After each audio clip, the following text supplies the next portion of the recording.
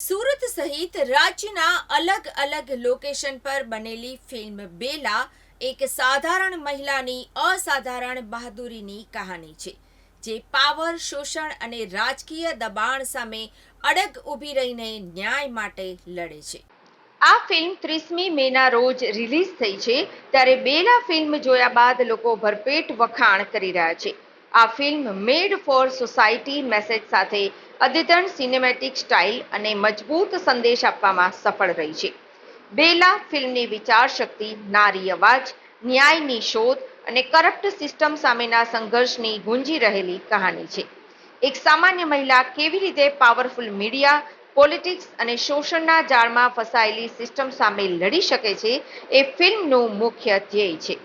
Direction અને નિર્માણ director Tansukh Gohil, નિર્માતા અતુલ કુમાર ખાણિયા, હિતેશ પુષ્પક, બીજલ દેસાઈ, સહનિર્માતા અને કાસ્ટિંગ ડિરેક્ટર અમિત ઠક્કર, તેઓએ ફિલ્મને આંતરરાષ્ટ્રીય સ્તરે પહોંચાડવાનો દ્રષ્ટિકોણ અપનાવ્યો છે. ફિલ્મની ખાસિયતો રિયલ લાઈફમાં ઇન્સ્પાયર્ડ કોન્સેપ્ટ અને કોર્ટ ડ્રામા છે.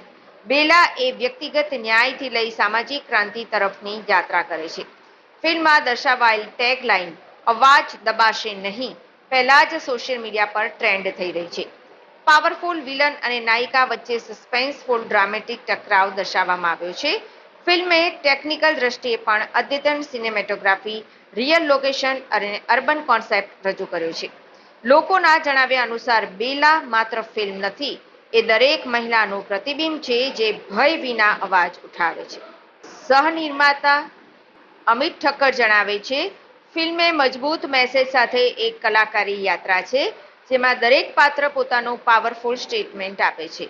લક્ષ્ય અને ઉપલબ્ધિ ફિલ્મ રિલીઝ પહેલા જ વિવિધ ફિલ્મ મંડળો અને સામાજિક સંગઠનોમાં ચર્ચાનો વિષય બની છે. ઓટીટી અને નેશનલ થિયેટર રિલીઝ કરવામાં આવી છે. ફિલ્મના ટ્રેલર અને ટીઝર પહેલા જ સોશિયલ મીડિયા પર વાયરલ થવા લાગ્યા હતા. બેલા એ માત્ર એક ફિલ્મ નહીં, એક જાગૃતિ છે, જે દરેક દર્શકના મનમાં ન્યાય અને સ્ત્રી સશક્તિકરણ અંગે નવો વિચાર મૂકી દીધા છે. આ ફિલ્મ ગુજરાતી સિનેમામાં એક ઐતિહાસિક ટર્નિંગ પોઈન્ટ સાબિત થવાની શક્તિ ધરાવે છે અને યુવાધન અને ખાસ મહિલાઓ બેલા જોયા બાદ આપી રહ્યા છે રિવ્યૂ. સિનેમાઘરમાં પહેલો શો જોયા બાદ લોકો કરી રહ્યા છે પસંદ. તમારું નામ? પ્રિન્સી લાકડાવાળા. આજે બેલા મૂવી જોયું, કેવું લાગ્યું, શું કહેશો? સુપર્બ છે.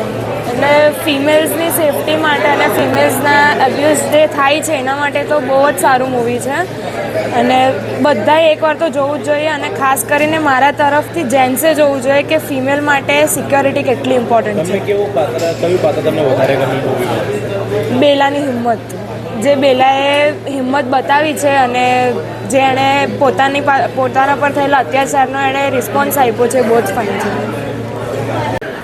અને આ મૂવી પ્રત્યે હું મારું ઓપિનિયન આપવા માગું છું. આ બહુ જ ખૂબ જ મહિલા સશક્તિકરણની એક મૂવી છે અને એમાં એવું બતાડવામાં આવેલું છે કે કેટલી બી નાની કે કોઈ પણ આમ મહિલા બી હોય ને કેટલા મોટા પણ ગુનેગારો હોય એની સામે લડી શકાય છે.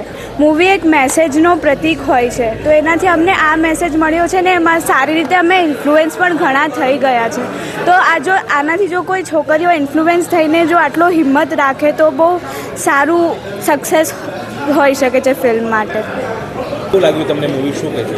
મૂવી ખૂબ જ સરસ હતું અને વુમન ઓરિએન્ટલ મૂવી બનાવવામાં આવ્યું છે, જે ખરેખર લેડીઝ હોય તો જોવા જેવું છે જ, પરંતુ સાથે જેન્ટ્સે પણ જોવું જોઈએ કે આજે દુનિયામાં કેવા અને કેવી કન્ડિશનમાં છોકરીઓ હોય છે, પોતાના પગ પર ઊભી થવાની કોશિશ કરે છે અને જેન્ટ્સ એને પાછળ પાડવાની કોશિશ કરે છે. આજે આ લેડીઝે પોતાનું, એટલે કે એ પોતે અભિનેત્રી હતી, એની સાથે ખોટા કામો થયા અને એણે પગ લીધો, પોતાનું સ્ટેન્ડ લીધું અને આજે કોર્ટમાં જઈને એણે ન્યાય લીધો અને ન્યાય મળ્યો. એ ખૂબ જ સારી વાત છે અને બધી જ સ્ત્રી, બધી લેડીઝોએ આ વસ્તુ જોવી જોઈએ અને પોતાનો હક લેવો જ જોઈએ. આ તો મૂવીની વાત છે, અત્યારે પણ ઘણી જગ્યાએ સ્ત્રી ઉપર અત્યાચાર થતા હોય છે, શું કહેશો આ બાબતે તમે? જો આના માટે તો આપણે અત્યાચાર તો રોકી શકવાના જ નથી ક્યારે પણ સ્ત્રીઓએ પોતે પોતાનું સ્ટેન્ડ લેવું જ પડશે અને સ્ત્રી જો સ્ટેન્ડ નહીં લે તો એ કાયમ માટે આવી રીતે શિકાર બનતી